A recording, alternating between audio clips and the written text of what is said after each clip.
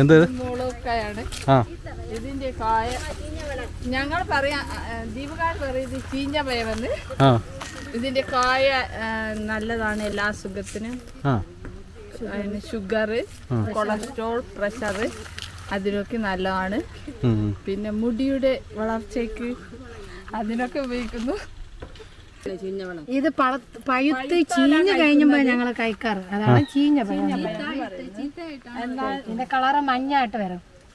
ഇതിന്റെ മൂളൊക്കെ എന്നും പറയും.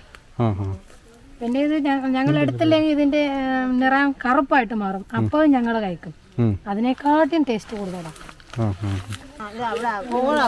ഇതിന്റെ പേര് കവറുംകാട്. ഇതിന്റെ ഈ ഇലയൊക്കെ എടുത്ത് ഇത് മുള്ളിയുള്ളതാണ്. ഇതിന്റെ ഇല എടുത്ത് പഴുത്താൽ കൈയൊക്കെ മുറിഞ്ഞ് പയക്കുന്നില്ലേ, അപ്പോൾ അതിന്റെ ഉള്ള ഇലയും മഞ്ഞളും കൂട്ടി അരച്ച് വച്ച് കെട്ടും. അതിന്റെ പൂവ്